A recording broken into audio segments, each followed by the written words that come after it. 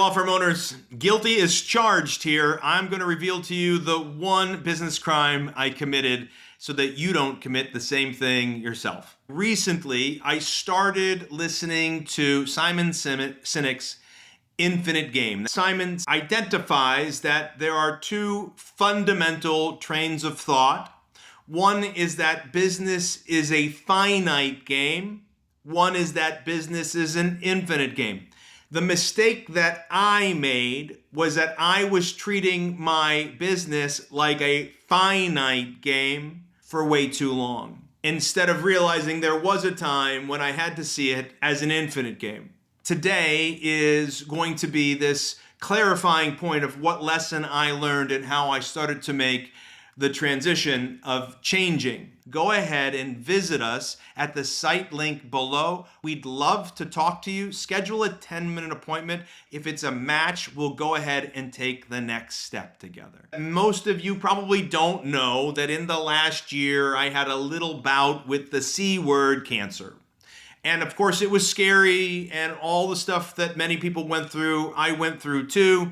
And so my heart goes out to everybody that's going through that now, to people who have had family members that are gone through it, or maybe that lost that battle. Thanks be to God, I just got my 1-year report that we are cancer-free, and I am super grateful. However, these types of life events tend to take you on a journey. Over the last year, I've done a lot of thinking, especially with the advent of my son purchasing half my company and me trying to figure out what mistakes did I make in the past so I can pass on that information to him. And through this process, matter of fact, listening to Simon Sinek's Infinite Game. Simon's argument is that businesses should be treated like an infinite game rather than a finite game. There are many great lessons to be learned from his perspective, but I'm going to deviate from his perspective slightly. See, I believe that we should live our businesses as a finite game and as an infinite game. The thing is, you got to know when to make that transition. So I treated my business like a finite game for many years. The reason why I did that was because I felt like I was in a fight, or I felt like I was in a contest every single day to win. I was fighting for my freedom, my financial future, and my time with my family. It felt like it was win or lose. Maybe you can relate. When a law firm owner is at a certain level, they need to behave like they're in a finite game. When you believe you're in a finite game, it raises your attention, it raises your purpose, it raises the stakes, and you take massive action to make a difference.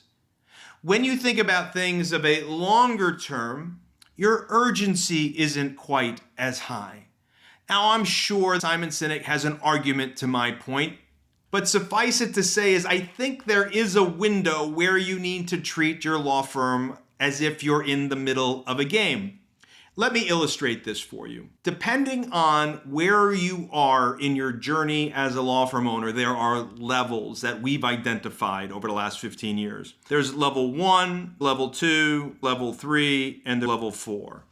Level 4 is the investor level. The level 3 law firm owner is the CEO level. The level 1 law firm owner is the attorney level. And the level 2 law firm owner is called the manager level. Now, the manager level is also known by another popular name.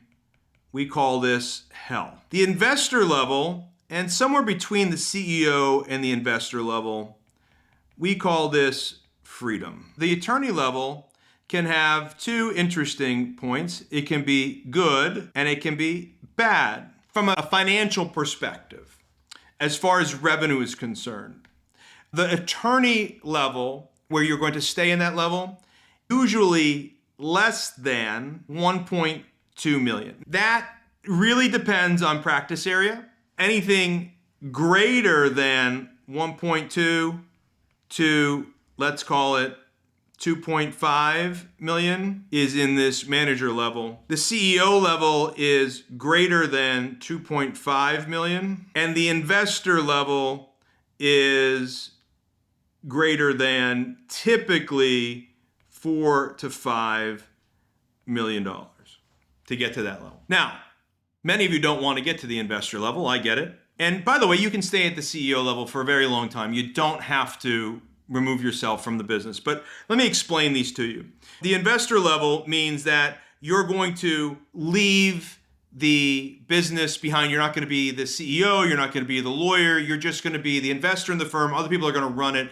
And you're going to live off of the profits of the firm minus what you reward your team with. That's the investor level. The CEO level means you are the CEO, but you are no longer the attorney of the firm. You are simply building systems and empowering people to run those systems. And you set the vision and the implementation of those systems to achieve your goals while maximizing profitability and serving your clients at the highest level. The good way of doing it means that we're keeping it small and keeping it all. We call this KISS Kia. And that's where you're keeping 40, 50, 60, 70% of the gross revenues to the bottom line. You can take a July off or 2 weeks off at a clip, or you can take a vacation every season with your family, whatever it is. You're free to close down your practice. Of course, depending on practice area, for some of you that are going, well, I'm a criminal attorney, I'm a family law attorney, that can never happen. Trust me, it can be done. And there are criminal attorneys and family law attorneys who do it all the time. Anyway, that's the good way. The bad way is where you are working 70, 80, 90 hours a week. You can barely keep up. Your profitability isn't very high at all. You're not keeping more than 20, 25% of the gross revenues. You feel like you are in this never-ending battle of feast and famine where you get a bunch of clients, but then you have to stop getting the clients because you got to go do the work, which means the income stops coming in, and then you got to go get a bunch of clients again. And so there's good and there's bad. We want the good kind, right? So that's where we spend our time, paying attention how to get lawyers who want to keep it small and keep it all, and still understand that they build a business, but they're not crossing over until this no man land called manager level, or also known as hell. If you want to go from bad to good, you're going to need to treat this as a finite game, have some very specific goals, some very specific timelines, and treat it like that there's this very specific end. Even though we know in the back of our head, this is an infinite game, you want to treat it like it's a finite game.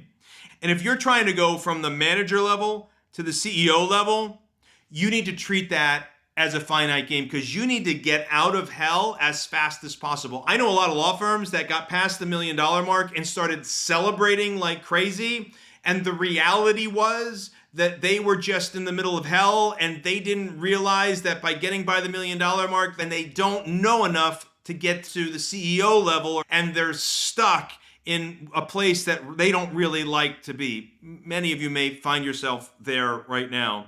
And so you need to treat this like a finite game so that you get from the manager level to CEO level as fast as possible. Now, interestingly enough, to go from the CEO level to the investor level, that's actually more of an infinite process, not a finite process. So the infinite process is in that CEO to investor, but the finite process is from going from the bad to a good and from the manager to CEO. Now, where I committed the crime was when I was at the CEO level, I was still treating going to the investor level like a finite game. And I wish I had treated this section as the infinite game because I could have had it at an even higher level over the last decade or so had I recognized what it was that I was accomplishing. What does it mean to be a finite business owner versus an infinite business owner? A finite business owner believes that they're constantly in a fight and each and every day ends with you winning or losing. And you try to win as often as you can. You're constantly battling. And it's exhausting. And it's why I only want you there for a window of time. Because once you get to a good place, I want you to be able to enjoy it, not make the mistake that I made. We work with attorneys. Sometimes attorneys come into our world, and for one reason or another, they decide it's time for them to go. No problem.